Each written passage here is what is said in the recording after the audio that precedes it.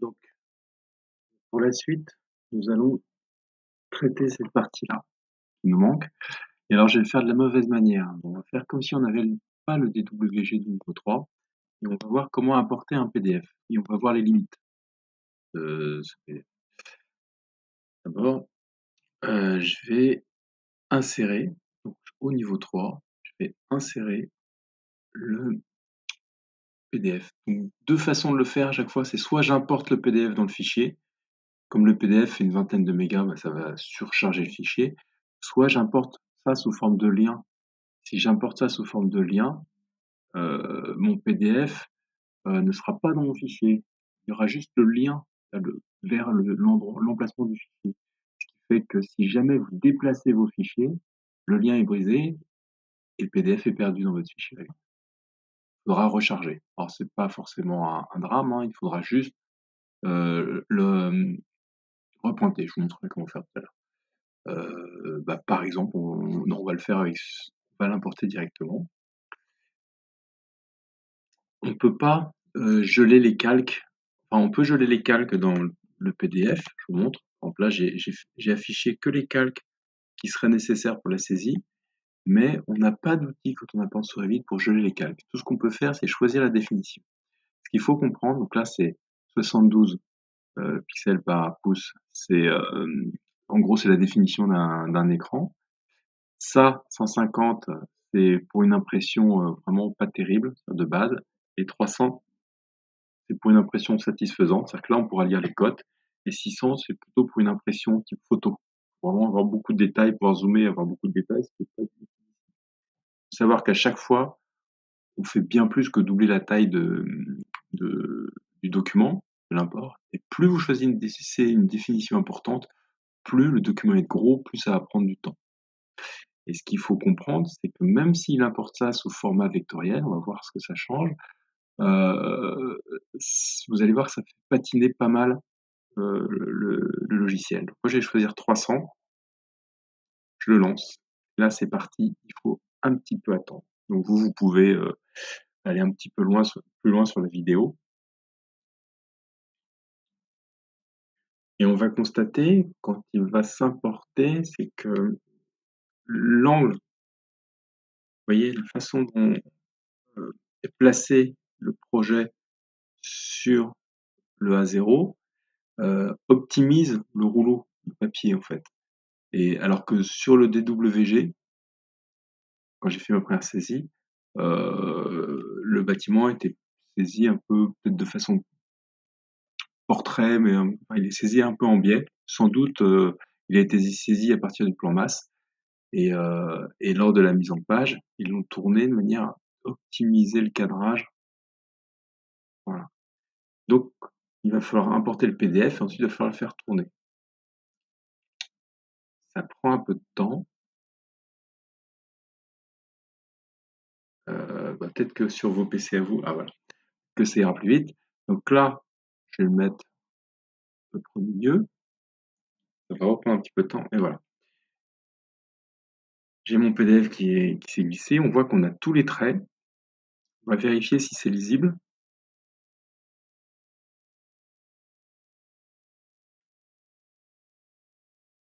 Voilà. Vous voyez, à l'échelle 300 pixels par pouce, on voit que les cotations sont tout à fait lisibles, ça suffit amplement. Euh, Ce type de fichier, on voit que c'est un image raster.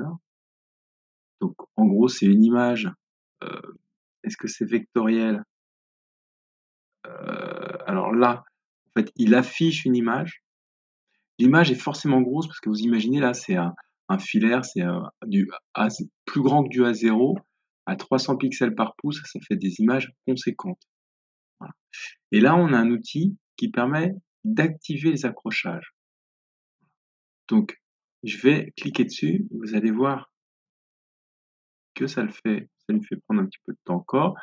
Sur ce fichier-là, ça va encore, et sur certains fichiers, ça galère pas mal. Et là, je vais attraper, vous voyez, je peux m'accrocher du coup sur le PDF et je vais attraper le coin. J'ai qu'à faire extrémité, vous vous souvenez, SE, ça permet d'accrocher l'extrémité d'un segment. Et le coin, je vais aller le mettre ici. comme je n'ai fait affiche, alors ici, ensuite je vais le faire tourner. Quand je fais tourner mon image, toujours pareil sur un objet, vous avez un centre de rotation qui est au centre, que je peux décaler. Ça, je vais l'emmener là. Voilà, je vais le mettre ici. Voilà, je vois que je suis bien accroché. Et ensuite, je vais choisir cette longueur-là, que je vais amener en face de cette longueur.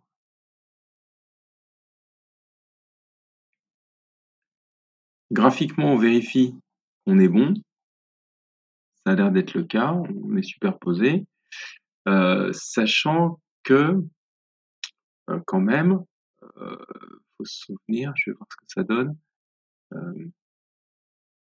Si je mesure entre, ah, j'arrive pas à m'accrocher. Si je fais deux traits,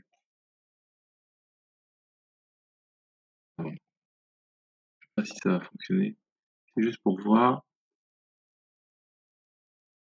Si je fais un trait ici, et qu'ensuite je le cote,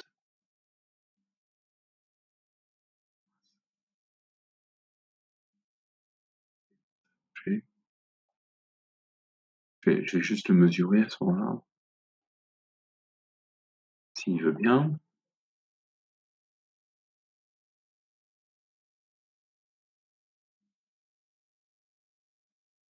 Voilà. Vous voyez, 19,94. Ça, c'est c'est la cote. Euh, c'est pratiquement, ouais,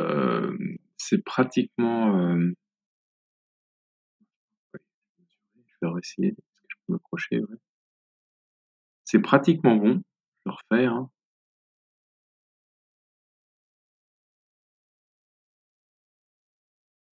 20,91. Vous voyez, sur les plans là, en fait, le, comme c'est un plan, une échelle, je peux vérifier, hein, mais l'échelle est bien de 1/50e. Mais comme c'est un format papier, à 300 pixels par pouce, on a forcément une perte. C'est-à-dire qu'un mur de 20 ne fera pas pile poil 20. Il fera 20, quelque chose, ou 19,94 dans ce cas-là, mais il fera jamais 20. Donc si on s'accroche sur ces traits, eh ben forcément, on va perdre quelque chose. Donc l'idée, c'est de construire, si jamais vous avez ce souci-là, là, on voit que sur ce plan, les indications ne sont pas suffisantes. On a une cotation de façade, mais on n'a pas d'angle, ce qui ne nous permet pas de tracer proprement cet axe-là. Ni celui-ci d'ailleurs. Celui-ci, on a juste la longueur, mais on ne peut rien faire de propre. Donc, la bonne démarche quand on est au bureau d'études, c'est d'appeler l'archi, ou de récupérer son fichier DWG, si on ne l'avait pas. Euh, pour vous, en BTS, vous n'aurez pas la possibilité d'appeler l'architecte en examen. Bah, il faudra poser une option. Donc, dans votre compte rendu, vous direz, il me manque une information d'angle. Bah, je me suis accroché sur le DWG, notamment si vous avez un DWG faux, bah tant pis. Et sinon, bah, vous faites au mieux. Voilà. Donc là, je vais prendre pour exemple, imaginons qu'on n'ait pas de bon DWG, on est obligé de se servir de PDF. Eh ben, je vais faire au mieux, je vais faire structure, je vais faire un mur de type BGV costaud, que je vais axer sur l'axe porteur. La hauteur, comme je suis au niveau 3, j'ai mis acrotère 1, je sais plus si c'est ça, mais c'est pas très grave pour l'instant. Et je vais déjà axer sur mon axe ici, là.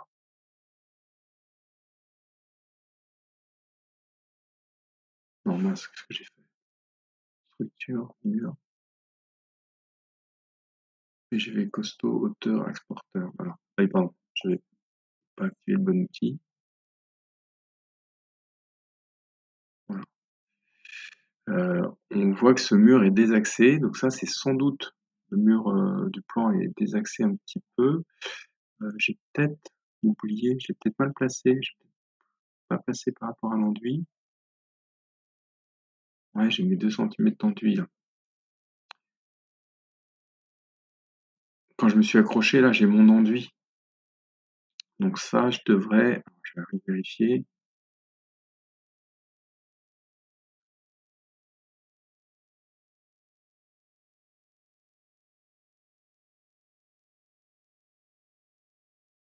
Voilà. Donc ce point-là, en fait, mon PDF faut que je le décale. J'aurais dû faire ça. J'aurais dû prendre un autre point d'accrochage. Vous verrez.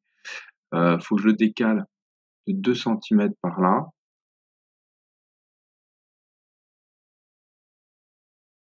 Le contraire. Voilà. Bon, je trappe mon PDF. Faut que je décale de 2 centimètres par là. Et ensuite, il faut que je recommence et que je le décale de 2 centimètres vers le haut pour tenir compte de l'enduit. Je l'avais oublié.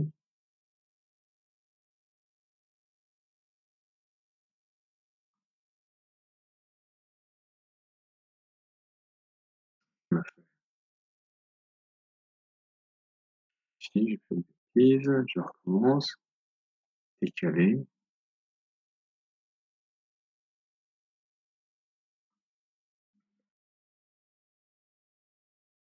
Je décale mal. Ah zut.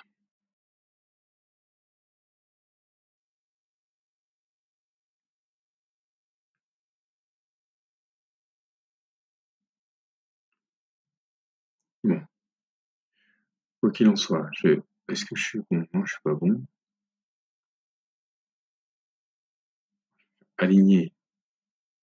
Tant pis, hein. Je vais aligner ça.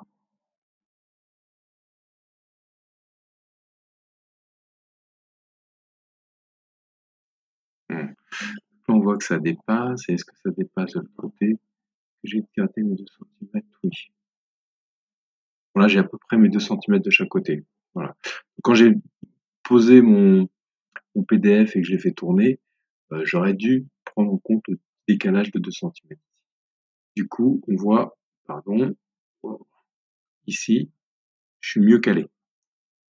Maintenant, je vais faire un deuxième voile, ici, en BGV costaud toujours, à peu près, hein. Donc là, je vais mettre à peu près comme ça, et ici, et on le calera mieux après. Je détache mes éléments parce qu'ils me posent un problème. Vous voyez, il y a trop de murs qui sont l'un dans l'autre. Et là, je vais commencer à raccorder pour y voir plus clair. Donc, je vais faire raccord, ça avec ça, ensuite ça avec ça. Voilà. Là, c'est raccordé. Et je vais raccorder celui-ci avec celui-ci. Ensuite, je vais aligner. Je ne peux pas mettre de code propre. Je vais aligner ça avec ça. Voilà. On voit qu'on a nos 2 petits centimètres d'enduit là qui sont bien, qui vont bien. On les voit ici. Et ensuite, je vais me faire un raccord comme ceci. Donc là, j'ai pas trop le choix, j'ai pas vraiment la cote. Donc soit je me prends sur l'axe, mais on voit que c'est pas l'axe. Soit, ben moi je vais faire ce qu'il faut pas faire normalement. Je vais me mettre sur le nu intérieur du porteur et je vais attraper le nu intérieur qui est normalement ici. Je l'ai pas mis dans le bon sens, donc j'inverse.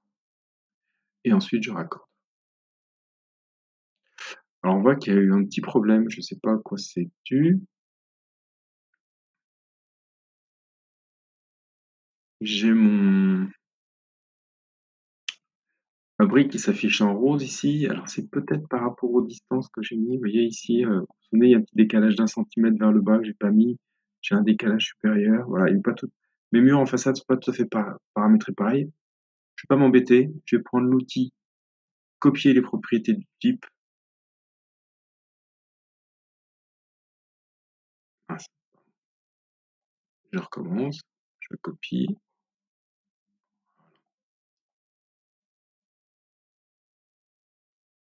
Et voilà.